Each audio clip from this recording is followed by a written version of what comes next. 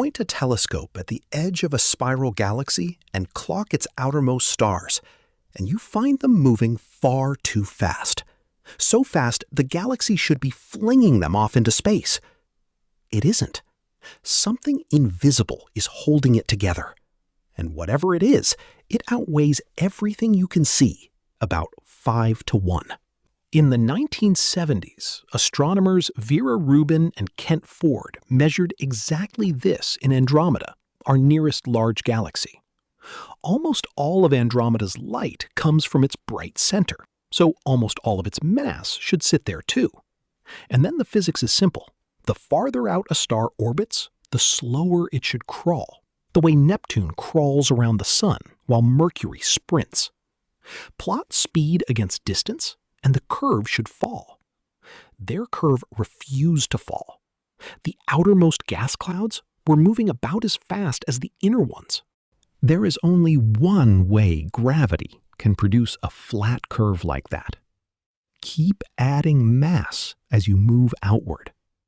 Mass no telescope can see. A vast invisible halo wrapped around the bright disk and extending far beyond it, holding the whole galaxy in its grip. One strange measurement would be a curiosity. What makes this one serious is that completely unrelated ways of weighing the universe keep hitting the same missing mass.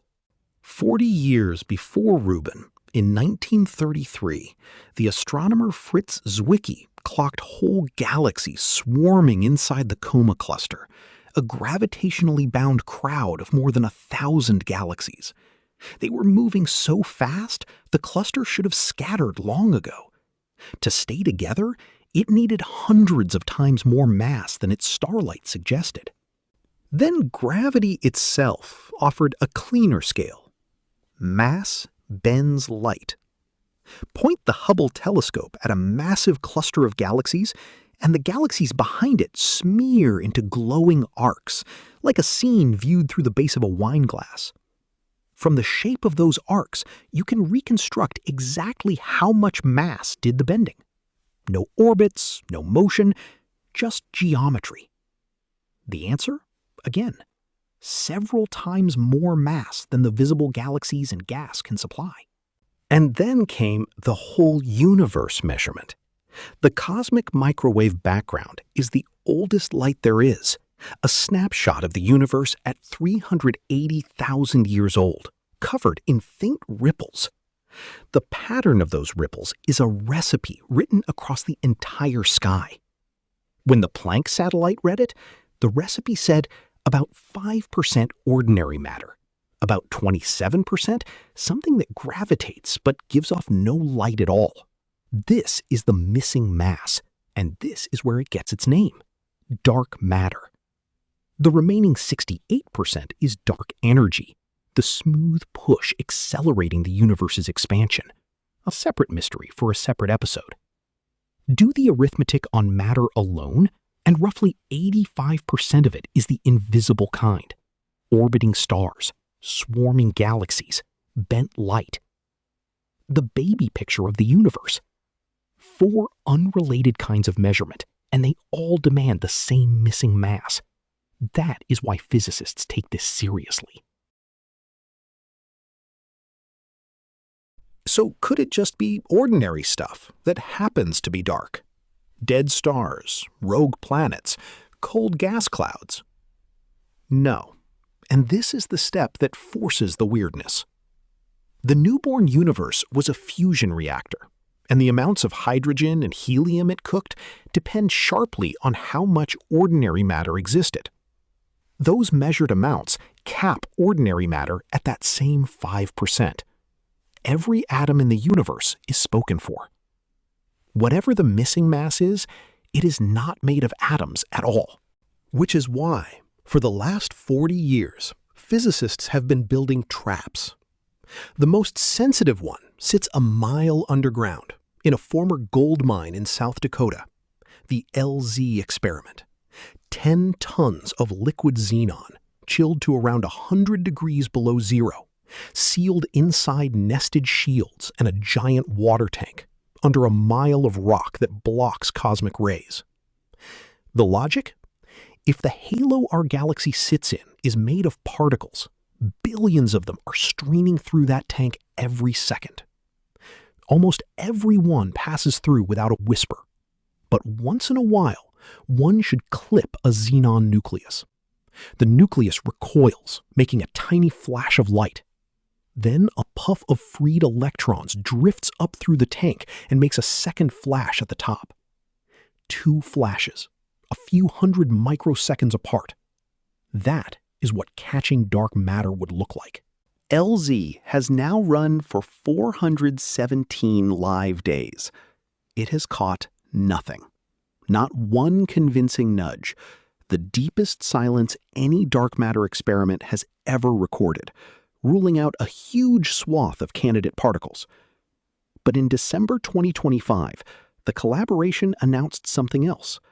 The trap had started catching sunlight. The detector had become sensitive enough to feel neutrinos from the sun's core tapping xenon nuclei, the same kind of tiny recoil a lightweight dark matter particle would make. A second detector, in Italy, sees the same thing. Physicists call it the neutrino fog. Below this line, the sun itself impersonates the particle you are hunting. 40 years of ever better traps, and the search has finally hit a floor set by physics, not by engineering. And while the traps came up empty, 2026 poked the evidence itself.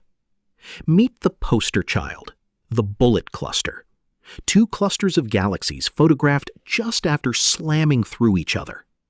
The hot gas, which holds most of their ordinary matter and glows in X-rays, collided and got stranded in the middle. But the mass, mapped by bent light, sailed straight on through with the galaxies. For 20 years, that separation has been the textbook image.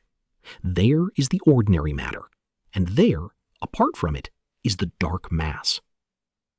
Then in June 2026, a paper in Physical Review D reweighed the cluster's central regions using new James Webb Telescope star counts, and argued that with modified gravity, plus a heavy population of burned-out stellar remnants, mass with no light, the bent light might need far less dark matter than assumed, perhaps around half. It is contested. Other teams reanalyzed the same cluster this year and still find missing mass that will not go away. But a 20-year-old smoking gun getting re-examined is exactly the kind of thing pop science never tells you. That alternative, changing the law of gravity instead of adding invisible matter, deserves its honest score. The idea, called MOND, says gravity strengthens slightly in regions of extremely weak acceleration, like the outskirts of galaxies. And on single galaxies, it is genuinely impressive. It predicted the flat curves from the visible matter alone decades ahead of the data. But zoom out, and it stumbles. Galaxy clusters still cop short on mass, even with its boost. And the ripple pattern in that baby picture of the universe, the cleanest measurement in all of cosmology, needs matter that is not atoms, already there in the first few 100,000 years. A rule that fixes galaxies has to bolt on extra machinery for everything else. That is why most physicists still bet the missing mass is real. There is one live wildcard. In November 2025, gravitational-wave detectors flagged a possible signal from 2 colliding objects, and at least one of them appeared to weigh less than the Sun. No dying star can collapse into a black hole that small, but black holes forged in the universe's first second could exist at that size, and those primordial black holes are an old dark matter candidate that keeps refusing to die. The catch? A signal like this rings the alarm about once every 5 years by pure chance, and this one may be nothing but noise. So here is the honest scorecard. That the missing mass exists? About as certain as anything in cosmology. 4 independent ways of weighing the universe agree. What it is made of? Genuinely unknown.